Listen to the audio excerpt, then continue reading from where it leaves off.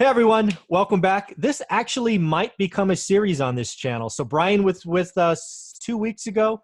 He reached out and said, hey, I got some hard questions for you. Nobody answers. I said, bring it. We did that. They were really good questions. So I said, hey, Brian, you got some more hard questions? And he said, I do. I said, great, don't tell me. Let's get on the channel and see what happens. All right, Brian, let's see what you got this time. Cool. So my first question is, it seems like there's a lot of people that think that buying a property cash Yeah. seems kind of silly. And I was wondering, is there any appropriate time to buy a property cash, considering that you're eligible to get a loan? If you're eligible to get a loan, Yeah. should you ever buy a property cash? So that's a question with many splinter answers, but I'll give it a shot. If you don't like it, ask a deeper question. Okay. So I think this question stems at least most of the time from folks that follow the Dave Ramsey methodology, right? Dave Ramsey is a very popular speaker. He certainly has a mindset about debt. Basically, all debt is bad. He has a lot of great things, which I've come out and said, if you're in credit card debt, snowball, all those things, follow Dave Ramsey. Cool. But he has some of the worst real estate investing advice I have ever heard of. You got to know his background, right? He was very big in real estate before he came on the scene. He unfortunately took very short-term debt, 90 days, 6 months, and that ate him alive when the market turned. And he has never forgotten that. And probably rightly so. And frankly, why should he change? He is making money hand over fist, being the guy that talks about total money makeover, right? If you have something that works, talk about it. I think of Dave Ramsey much like I think about Meet Kevin, right? Meet Kevin came out as a real estate guy. Then he got on this stimulus talk, and then he puts up 3 or 4 stimulus videos a day, and his channel goes from X to Y, and he's making $1 million a month or whatever it is. It's when you find something that works, go for it. So that's where I think this comes from. But let's answer the question, because I have bought properties cash. I can qualify for a loan. The answer is yes, there are times you pay cash.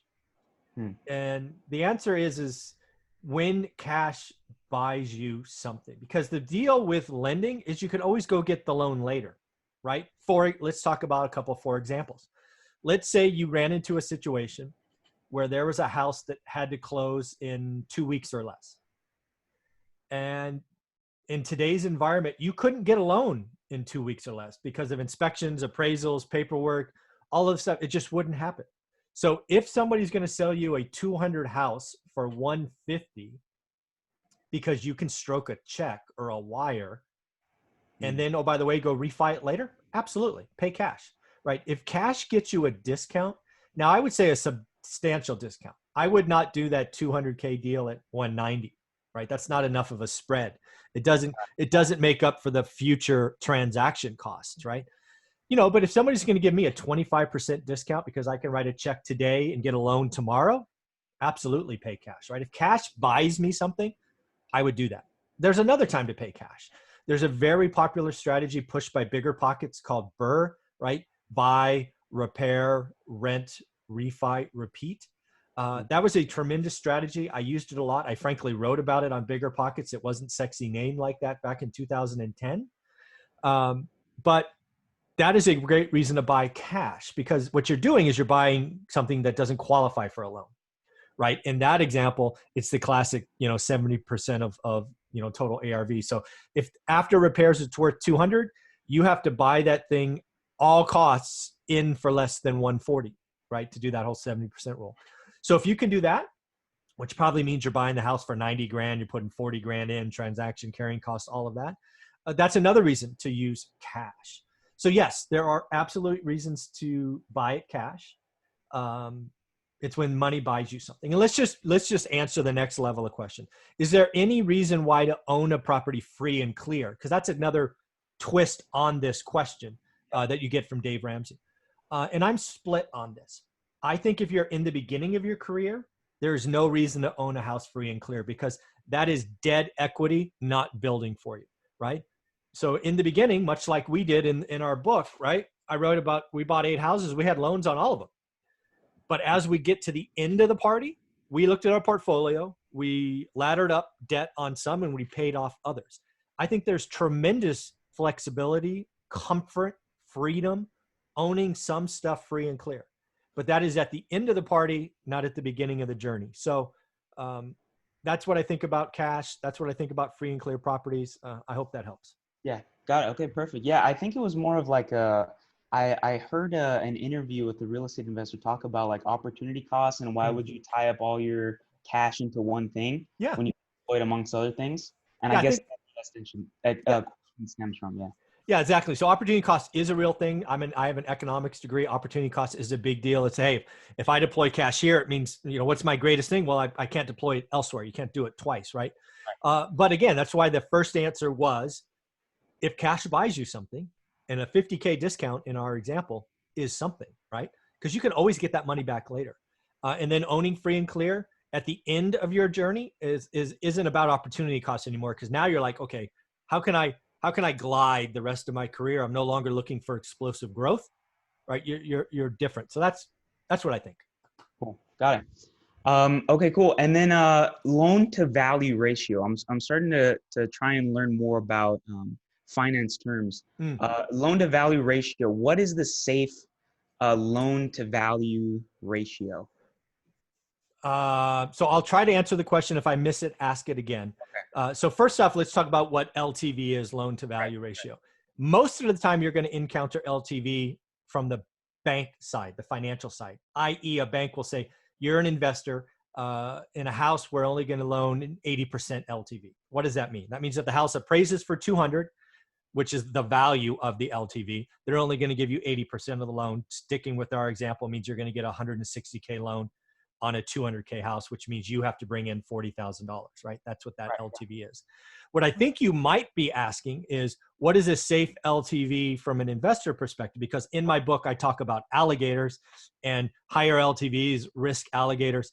There I talk about just know your numbers, right? I would be happy to get 100% LTV, which means no equity, all loan, if the building cash flow. If the building or the house cash flows, and in some markets and sometimes you could find that, probably not today. Today's market is too hot, but I would do 100%. Shoot, I would do 110% LTV in 2010 because rents didn't collapse. In fact, they went up, but values got whacked. So I would have done 110% LTV everywhere I could. Banks wouldn't do it, but I would have, because for me as an investor, I need cash flow. And LTV, there are some rules of thumb and all of that in different environments, but I want people to hear it changes. Today, most markets, you probably have to be about 70 or 75% LTV to get true cash flow. Now, that's not true across the country, and some listeners will tell me so in the comments. Awesome. But that's where it was today. But again, 2010, different market. I would have done 110% all day long, but banks wouldn't do it. But hopefully that answers that question. Yeah. Cool. Sweet. Thank you. So triple net properties. I've been hearing a lot about this, and it seems like it would be a grand slam home run for an investor, right? To get a triple net property, because the tenant essentially takes care of everything, right? Yeah. But why wouldn't the tenant just own the property? Like, is there some kind of catch here? It seems almost too good to be true. Well, so there's a couple of things. So for triple net, for the most part, means think about a McDonald's, right, or a Starbucks or a gas station or whatever it is. Basically, what happens is somebody else, like you or I, owns the building and the space, and then McDonald's, let's say Starbucks. Starbucks comes in, leases a space. What happens is Starbucks is responsible for all costs. It is the most truly passive type of investing there is out there. Also, what happens in triple nets is you sign long leases. We're talking 10 years plus. I mean, everything is taken care of because you are most of the time leasing space to Fortune 500 companies, with credit ratings and all of those things. Yeah. So triple net, I don't know if I would call it a home run. I would call it very different than most real estate investing because it is truly the most passive. But what comes with that is also the lowest, I don't know if I want to say lowest returns, but the lowest variability of returns, right? Triple net buildings are typically sold on, because the lease is so long, it's sold on the income of the building. So you're going to get a 6%, 5.5%, 4%, something like that, depending on the market. But it's nice if you can get it. But to the second half of your question, the answer is lots of people own key intersections and they don't want to sell it, so they lease it on purpose, right? Over the years, people have bought different intersections with lots of traffic and for the sole reason of doing triple net buildings, and they're not going to sell it. So if Starbucks doesn't want it, they'll lease it to someone else. Yeah. And oh, by the way, Starbucks is not in the business of owning real estate.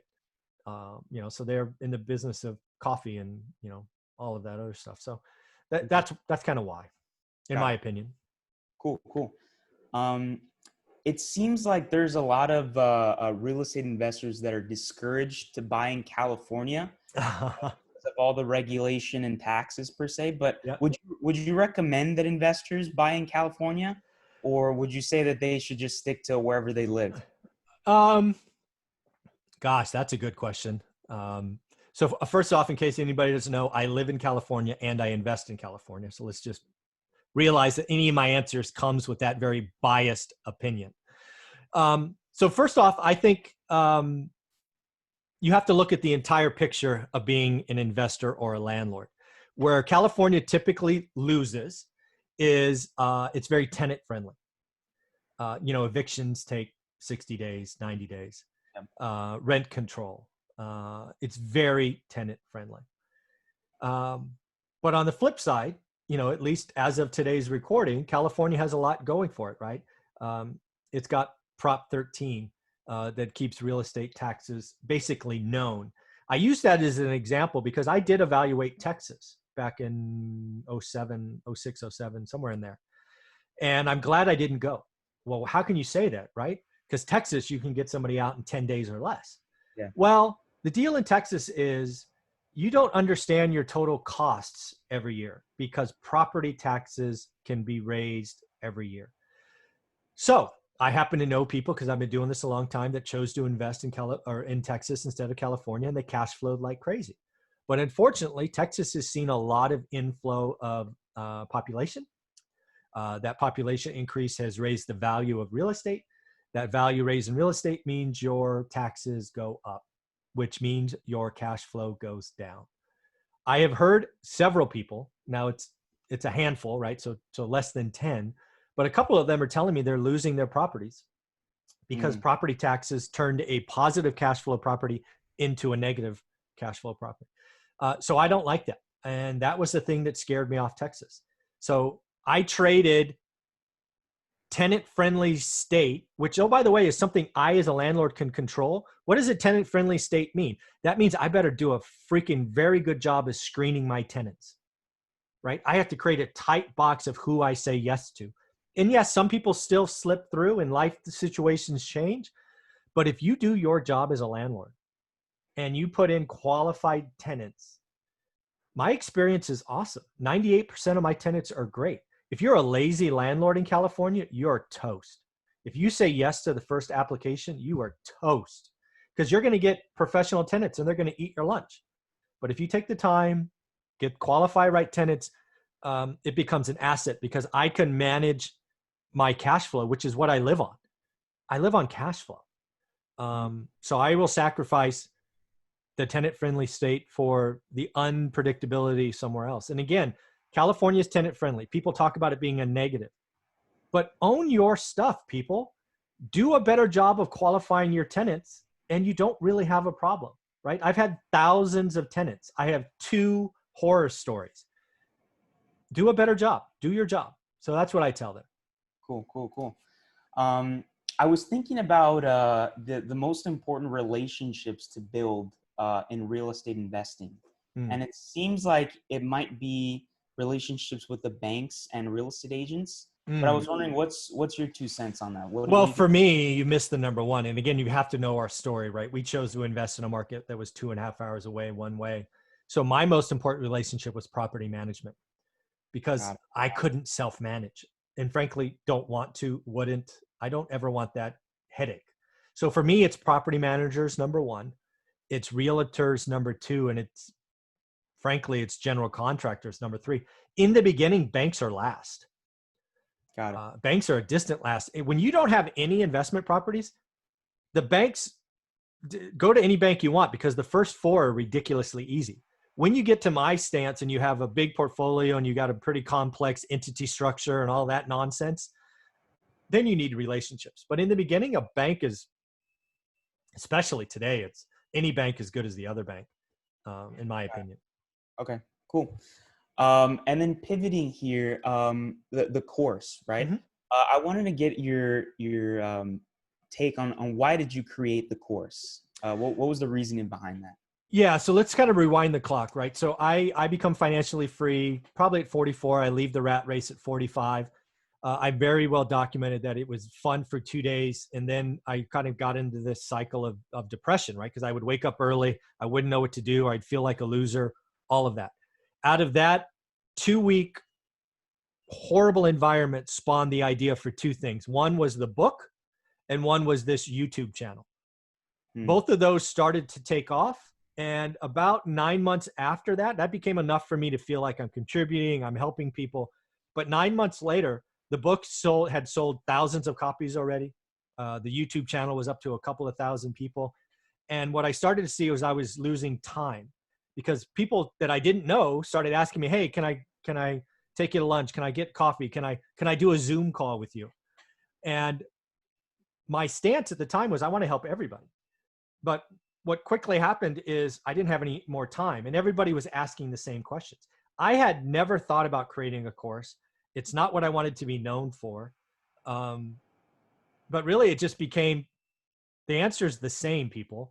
Learn your market, know what a bad, average, good, and great deal are. I kept telling everybody the same thing. So the answer became, I want to control my time. Being financially free, but not having your own time is not cool. So I spent a month creating it. I wanted to create it to get my time back because I like saying yes, but I don't like repeating myself, if that makes sense. So I created a course because I wanted to document everything I did. I think what I did is not complex. I think anybody could do it. I think it's a skill that could be learned. Yeah, so that's why. Basically, I guess it's a selfish reason is I wanted to get my time back. Okay, interesting. Was there any like core principles that you thought of when putting together the course? Yeah, I'm glad you asked that question. Again, I'm pretty anti-courses, right? I've seen a lot over the last 20 years. I've been to real estate meetups. I've been to the, free meetup, go to the back of the room for $99, come back for 3 days, I've seen it all, right, over the years, and I hate that stuff. So the core thing for me is it was going to be about work. Step one, smack you in the face. I'm going to tell you exactly what I do every day still. And I look at my market every morning and I'm going to document it. I'm going to tell you how to do it. I'm going to tell you to get focused. I'm going to tell you to get consistent. And we're going to know right away in step one if you like my course, because it starts with work. It does get, at the end, we talk about goals and networking and all of that stuff, but that's like the end of the party. I want you to come in and either get it or not. And again, with my course, you can return it in 30 days, right? This course to me, I kept it priced ridiculously low. I give you access to me every Saturday because I'm really here to help, but I smack you with work because if you're going to do the work, you're going to change your life. But if you're not going to do the work in step one, fucking return the course. I don't care. So I love that 30-day money back guarantee or whatever you call it. For me, it was about doing work. I hate all this stuff that's all, what's your why and build a virtual team and all this nonsense that doesn't look at deals. I want you to look at your goddamn market every day. I want to see it change. And today's the perfect time to do it because this market is so freaking crazy today. People are getting the luxury of seeing it change inside 90 days. I had to look for years to see my market change. But in the end, said simply, I want people to work and I want them to do what I do every day. So I put that step one, step two, step three is all work. And if you buy it and don't like it, you don't want to do the work, return it. I'm totally okay. Awesome. Yeah. Why don't you talk about it more? It took me some time to even figure out you had a course when I first subscribed to this. Well, I didn't create it for the first year, probably 1,000 videos. So I had nothing to talk about because again, it was an answer to a demand on my time. But second, when I'm looking at other YouTube channels and people have courses, I hate it when they talk about it every video.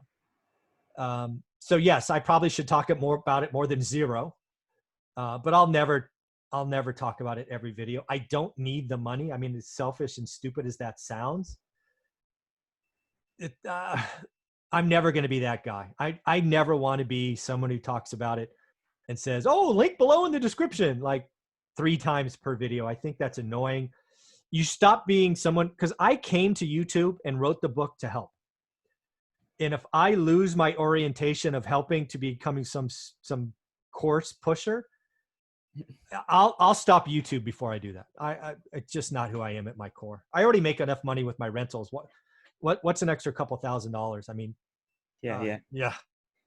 Yeah. Did you hope anything from it, like on your end and maybe the end of the person that buys from it? Well, when I sat down, because again, I didn't create it for the first year. When I sat down and I decided I'm going to have to do this because I want my time back, I wanted to create something that was as close to exactly what I do. I want to help people have a better financial future. And I believe if you understand what a bad, average, good, and great deal are, you're going to change your future. Because the beauty is every market has stuff listed. Most of those listings, if you're a cash flow investor like me, are bad or average. I want people to learn what good or great are. And my hope is everybody who's willing to do the work, everybody who wants to change their future, spends $200 and joins the course. They get added to a price. I've added stuff to this without raising the price, right? I do a course, it's hours long, it's out there. I go, shoot, I need to do more. So I create a private Facebook group just for my students. Because again, I smack you with homework out of the gate. So I want to go, if you have questions, I have a private Facebook group only for paying students. I look at it every day because I want to interact with people that want to do work. That takes off. Then I'm like, shoot, I need to do more. So I go, you know what? I'm going to give everybody 30 minutes of my Saturday just for students. So I do a live stream in the private Facebook group just for students, 9 o'clock Pacific every Saturday. I'm okay doing more and more and more, but I'm only going to help the people that want to do the work. And my hope is it changes people's lives. And I hope thousands of people sign up. Right now it's in the hundreds. But that's okay. I don't talk about it. I don't market it. There's no freaking Facebook or YouTube ads. There never will be. If people find me, they find me. And that's, I hope it helps people. And I spent a month of my life creating it because I'm here to help. Awesome. And then my last question, kind of unrelated to the other ones. I know you only talk about real estate, but I want to get your thoughts on cryptocurrency and like Bitcoin. Do you think it can be taken seriously? Do you spend any time thinking about it? Yeah. So I've thought about it over the years, right? Crypto's been out for a while. I have a good friend of mine, right? Somebody in my circle of 5 people, right? I think you are who your 5 people are, who is a huge crypto fan. And he has huge money in crypto. He's just a great friend of mine. So I think cryptocurrency has a future. I've looked at it again. I've looked at crypto for, I don't know, the last 5 or 6 years, I think, because this friend of mine has brought it to my attention. But here's where I come down on crypto. I think crypto is a store of wealth. I think crypto is very volatile. I think crypto is this generation's gold and silver, right? Crypto doesn't produce cash flow, which is what I live on. But the real thing that I always came down on, where my friend and I disagree, and not really disagree, just have different opinions, is I think there will be a cryptocurrency winner. What I'm not confident in is who that winner is going to be. Does the winner already exist? Maybe. Does Amazon come out with a cryptocurrency in the future and it becomes a de facto? Does PayPal? Does the United States? Does the EU? Does Japan? Does China? I don't know where the winning cryptocurrency will come from. So I'm not going to bet on one. All of them will likely be indexed to each other and all of this complexities. But at the end of the day, I'm not smart enough to pick the winner. It doesn't produce cash flow for me, so it's a non-starter. It is a tremendous store of wealth. It's highly volatile. You can win some, lose some.